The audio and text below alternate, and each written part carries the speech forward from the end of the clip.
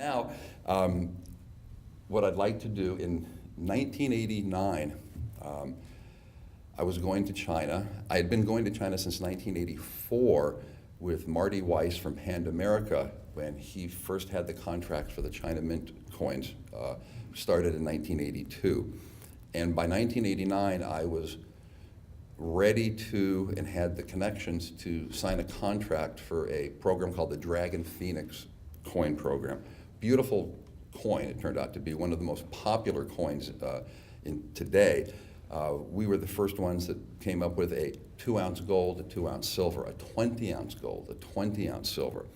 In 1989, I remember we were having a hard time selling the 20-ounce gold coins for $10,000. Today, they're $200,000 minimum. I went to China to sign the contract in May of 1989. The Tiananmen Square demonstrations had already started, and I had landed within 20 minutes of Gorbachev from Russia, his plane. He had come for a prior scheduled state visit. What most people don't know, and my hosts from the China Mint and the Bank of China had told me, was that because of the student demonstrators in Tiananmen Square, which is a huge square, you can't even begin to conceptualize how big it is, and students had been filling it for a long time. Because of the demonstrations in Tiananmen Square, they could not walk Gorbachev through the front, in the front of the Great Hall of the People, which they would do for a state visit. They did it for Nixon when he came in '74. They wanted to do it for Gorbachev. They literally had to bring him around the back door. Chinese lost face. The government lost face is what my contacts had told me, my translators had told me. And they said that 3 weeks later, June 4th, that was one of the reasons why they came down so hard on the students, because they were embarrassed that they could not show the proper respect they thought Gorbachev had been entitled to. So that's a little background that a lot of people don't know about the Tiananmen Square demonstrations. So I'm in Beijing during the demonstrations. I left about a week before the June 4th ending of the demonstrations. And what I have here, and I just discovered these 2 months ago, I had some mini cassette that I had filmed with a big, heavy Panasonic camera, probably bigger than what David has right now.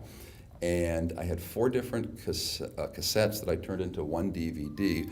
We've just fast forwarded, because I didn't want to bore you with street scenes of Beijing from 25 years ago, to when we went to the Shanghai Mint after I signed the contract. So what we're going to show you now, and bear with me, I'm going to try to fast forward, stop, and do what I can. If anybody has any questions, let me know. I'm going to show you some scenes from the Shanghai Mint, and you'll see them actually striking some silver and some gold coins, which is a rare opportunity. It's hard to get pictures like this at especially video. In fact, I don't think there's any video, aside from maybe what Coin World or what David might have done, of the US Mint. There's pictures, but not video. So this is kind of special, and it's 25 years old. So let's try this and see what happens. I'll try to narrate this as we go along. That looks like the blank planchets. Okay. Those are actually 5-ounce gold God of Wealth coins, as I recall. You can see how large it is in the gentleman's hand.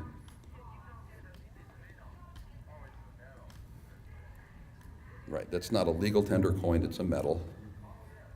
And you can see how the employees are holding special cloths to make sure that fingerprints and dust contaminants don't get on the coins or the planchets. He's putting a planchet into the press. And I videotaped this, and I'm not an expert, so I apologize if the camera's shaky. Wiping the dies, taking any grease or machinery oil off it.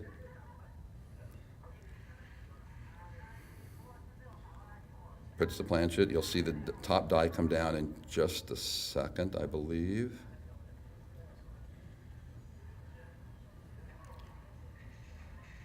Those were German coin presses, as I recall at the time. One strike. 2 strikes. And I think they may even do this 3 times, I'm not sure. Yep, okay, 3 times, right. To get all the features filled up and to have enough striking pressure. And that's what it looked, that's the one you just saw being struck.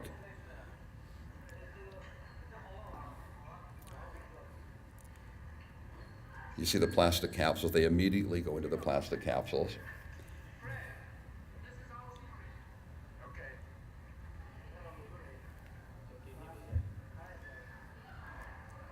There's some better scenes of them striking some silver coins coming up, so bear with me.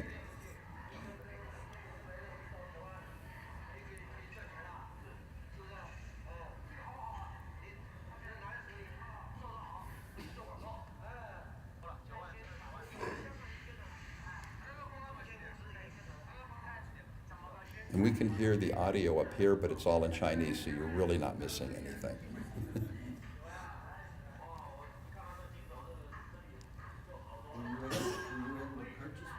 No.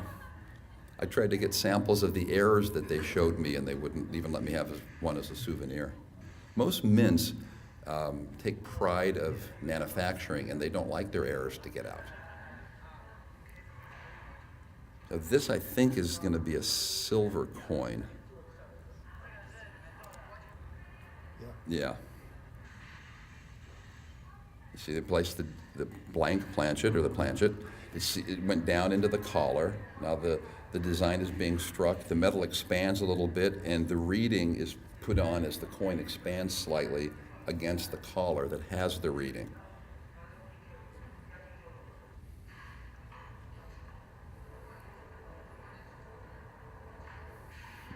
Today, the presses for both BU and commemorative coins in all mints, China and the United States, are much, much faster. The Germans have come up with a horizontal press that strikes coins this way. They strike over 60 coins a minute, coin a second. These are all the mint employees.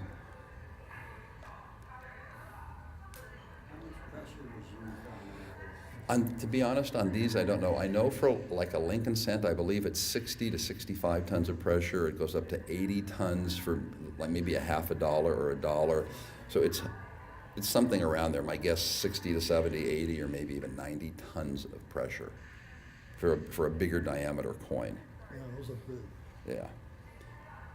Those look like 5-ounce silvers.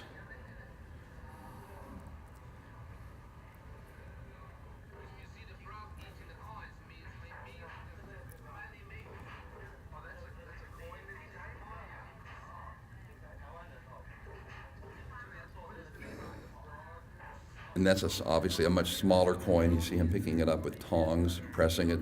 The person right at the top, you can see just the white glove, is inspecting them after they're struck for errors or defects.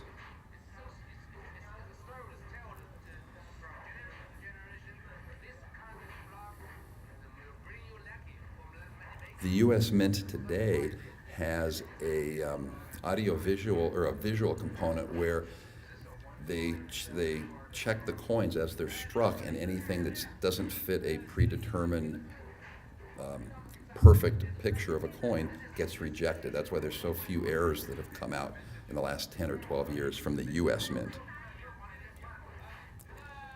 He's holding an air gun to blast away, again, any dust or contaminants that may be in that area.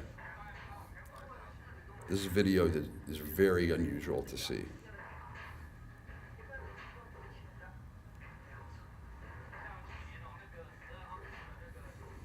If the coin was not placed into the collar and it was on top of the collar, it would be broad struck, because the coin is literally broadly struck, not retained in the collar.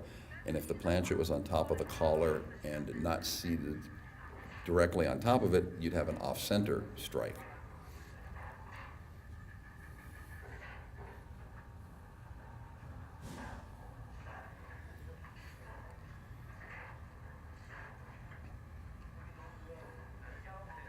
You're all seeing this video for the first time in 26 years, and Monday I'm going to send the DVD or the flash drive to somebody in China to show it to the Shanghai Mint, where I've been told they've heard about the fact that I have this just in the last few weeks, and they're chomping at the bit to see this also.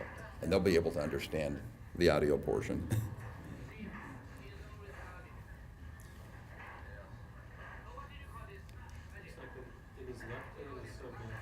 It's an air thing to blast off, like the cans we use in the computer area now.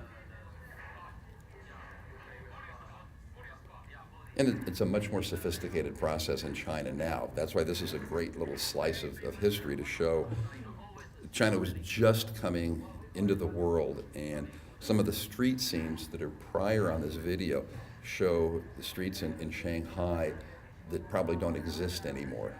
They've all been built up. You've seen the pictures of Shanghai and the tall buildings and everything. So this is literally like a slice of ancient times almost, a quarter of a century ago. Well, these particular coins appear to be commemoratives or collector coins, not circulation coins. I believe after this, there's some video I took outside the Shanghai Mint where you'll see these huge bars of aluminum. When I was going to China in 1989, all of their circulating coinage was aluminum, because aluminum was cheap, and China was not a wealthy country 25, 26 years ago. So yes, they had gold and silver coins that they were making then, but as far as circulation, it was all aluminum.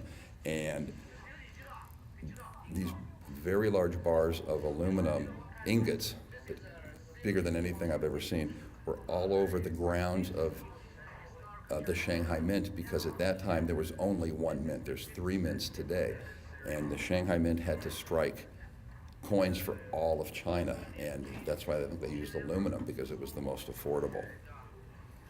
As a historical note, the front of the Shanghai Mint, which I hope you'll see towards the end of this video, the first time I drove up to it in 1984 was very disconcerting, because it looked exactly like a mini version of the old Philadelphia Mint, which it turns out it was.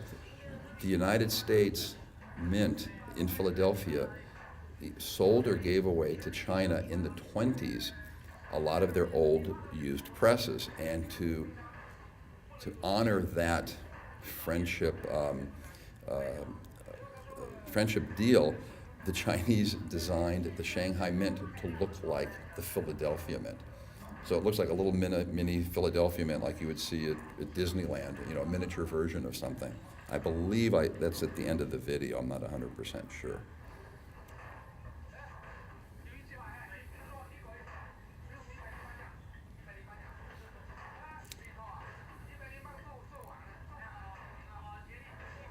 The coins are struck much faster today, obviously. Everything is automated. The mintages are higher for a lot of the coins, but they had quite a bit of pride of manufacturing. Look at that. Those are great little videos of the minting process. A blank goes in, one hit. You can see the design from the first strike, but then the design gets stronger, a little bit higher, more fully struck on the second strike. I could tell that's the reverse on the top.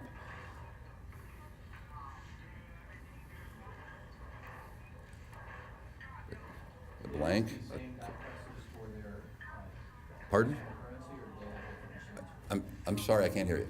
Did they use these same machines for their national currency, or were they different machines? I believe they used different machines, because I think the machines that were striking the circulation coins in aluminum were much faster, and obviously they're not fed in one at a time, because I don't know what the mintages are for the Chinese one fen, and all the different denominations, but it's hundreds of millions or possibly billions even back then, so I'm sure it was a different set. This is now kind of like the backyard of the Shanghai Mint, and I believe, if we were walking, there we go. That's another part of the manufacturing process. I believe those are the struck coins coming down a theater chute. Oh, hold on. And Those round things are not the ingots we were discussing, but oh, those were new coin presses, as I recall, that also were from Germany, and those big wooden crates on the left. And I believe we'll walk out the front and this is a picture of the first picture of the 1989 5-ounce, I believe 5-ounce silver panda coin. I was there in May of '89, and they just had the design then. And I can't remember exactly when these were issued, but it was probably 4 or 5 months later. And that's the 1-ounce gold design, it looks like.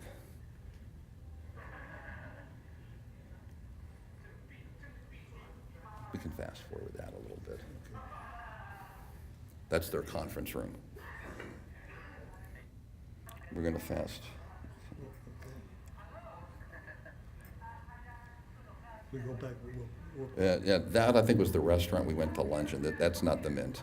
I'm pretty sure. Or maybe a side building. It's definitely not the front of the Shanghai Mint. Oh, and they were allowed to bring their children. They had daycare. I've got some still pictures of their daycare center in Shanghai. See if you can fast forward a little bit. In meals like this, I would eat sparrow, eel, tortoise, scorpion. Some of the most exotic food I've ever had in my life was in Beijing and Shanghai. Okay, so I'm not sure. No. It looks like we're maybe towards the end. Fast forward a little bit more. These are just average street scenes, and I think coming up at some point, that's what I looked like in 1989. I didn't realize I dyed my hair black at that time. Okay, fast forward a little bit more.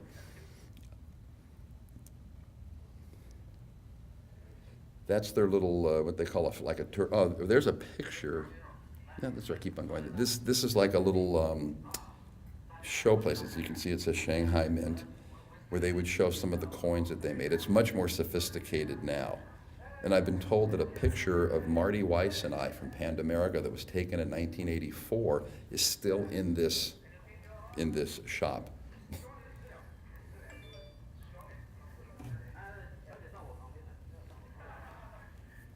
These are some of the products that the China Mint was selling at the time. Fast forward a little bit more. I don't know.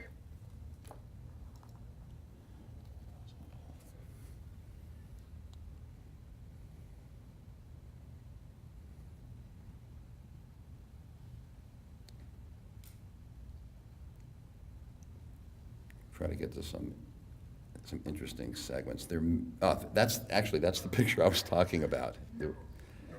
That picture was from 1984, 5 years earlier, and it's still in that same building today.